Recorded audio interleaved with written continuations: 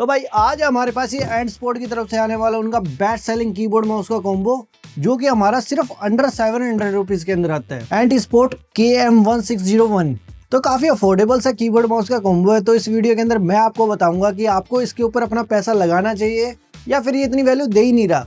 तो शुरुआत करते हैं इसका डब्बा खोलने से। तो कुछ इस तरह की पैकेजिंग मिलती है। जब तक मैं इसका प्यार से डब्बा खोलता हूँ, तुम थोड़ा प्यार दिखाओ, लाइक और सब्सक्राइब करो।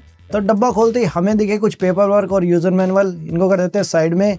उसके बाद में हमारे पास है ये अच्छा खासा लंबा बड़ा कीबोर्ड, जो कि भाई हमारा वाइट और ब्लैक की कॉम्बिनेशन के अंदर आता है।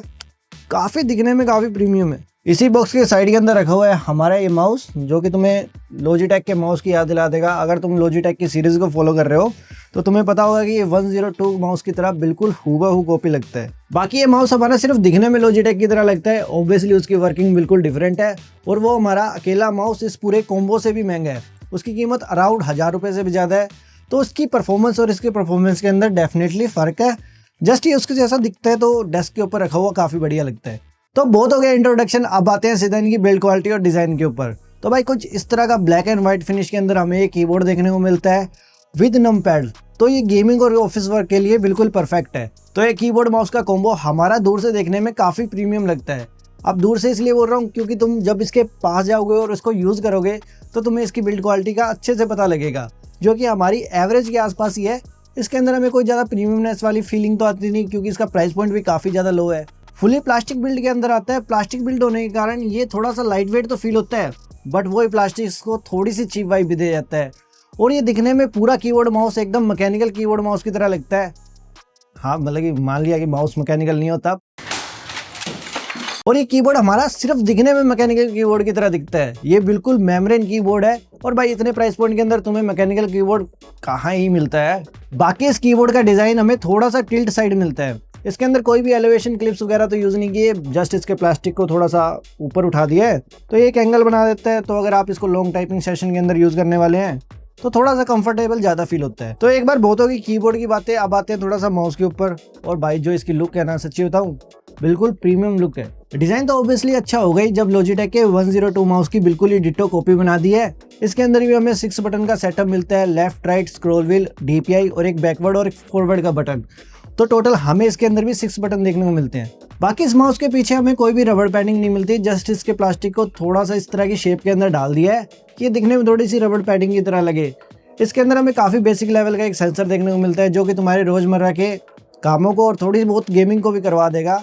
मतलब गेमिंग थोड़ी बहुत समझो, बहुत कम। बाकी इस माउस के अंदर हमें 1200 से लेकर 3600 DPI तक की रेंज मिलती है। बिल्ड क्वालिटी की बात कर ही रहे हैं तो मैं एक चीज़ हाईलाइट करना चाहूँगा कि इस पूरे कॉम्बो के अंदर तुम्हें जो वायरिंग मिलती है ना, वो सच मानो बहुत ही बेकार है।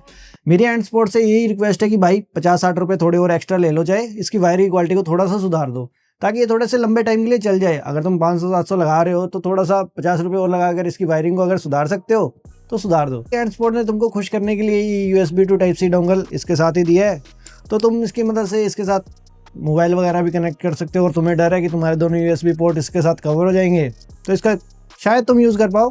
ऐसा नहीं है कि इसके अंदर आपको सब चीज़ें बेकार मिलती है, कुछ चीज़ें अच्छी भी है। जैसा कि इस कीबोर्ड के अंदर हमें मिलती है 19 एंटी जी घोस्टिंग कीज। साथ ही में इसके अंदर हमें एक बैकलाइट का सपोर्ट देखने को मिलता है, जिसको कि आप टर्न ऑन और ऑफ भी कर सकते हैं। और इसकी ब्राइटनेस को 3 लेवल तक आप कम भी कर सकते हैं और इसको बंद भी कर सकते हैं। बाकी ये कीबोर्ड माउस हमारा काफ़ी बढ़िया कंपैटिबिलिटी के साथ भी आता है। इसको आप किसी भी डिवाइस के अंदर प्लग और प्ले कर सकते हैं, मैकबुक, विंडो, आईफोन, एंड्रॉयड, और किसी में भी लगाओ और चलाओ। सीधा प्लग एंड प्ले वाला सिस्टम, ना कोई ड्राइवर ना कोई सॉफ्टवेयर, सीधी बातचीत। बाकी ये कीबोर्ड माउस हमें 700 से लेकर 800 रुपये की प्राइस पॉइंट के अंदर मिलता है। अब अगर मैं चाहूँ तो इसके अंदर दिन भर बैठकर लाखों कमियां निकाल सकता हूँ, जैसे कि इसकी बिल्ड क्वालिटी को सुधारा जा सकता था, इसके स्विचेस को और इम्प्रूव किया जा सकता था, इसके अंदर बढ़िया मटेरियल को यूज़ किया जा सकता था। बट ऑब्वियसली अगर एंटी स्पोर्ट इसके ऊपर ये सब कुछ करेगा तो इसकी प्राइसिंग बढ़ जाएगी और ये 700 रुपये के अंदर तो हमें अवेलेबल नहीं होगा। तो अब इस पॉइंट के ऊपर मैं कुछ ज़्यादा बोल नहीं सकता, क्योंकि जैसे जैसे हम इसकी बिल्ड क्वालिटी को इम्प्रूव करेंगे तो इसकी कॉस्टिंग भी बढ़ती जाएगी। जस्ट मेरी एक छोटी सी रिक्वेस्ट ये रहेगी कि अगर एंटी स्पोर्ट इसकी वायर की क्वालिटी को थोड़ा सा इंप्रूव कर दे तो इसकी लाइफ ना हमारी 1-2 साल से बढ़िया बढ़ जाएगी। बाकी ये कीबोर्ड माउस का कॉम्बो अपने प्राइस पॉइंट को बिल्कुल अच्छे से जस्टिफाई करता है। अगर तुम्हारे माइंड के अंदर इन कीबोर्ड माउस से रिलेटेड कोई भी क्वेश्चन है तो उसको तुम कमेंट सेक्शन के अंदर डाल सकते हो। तुम्हें पता ही है मैं तुम्हारे कमेंट पढ़ता भी हूँ और उसका रिप्लाई भी बिल्कुल अच्छे से डिटेल में देता हूँ। बाकी वीडियो पसंद आया तो लाइक कर दो, चैनल पर पहली बार आए तो सब्सक्राइब कर दो। मिलते हैं अगले वीडियो में, तब तक के लिए गुड बाय, टाटा।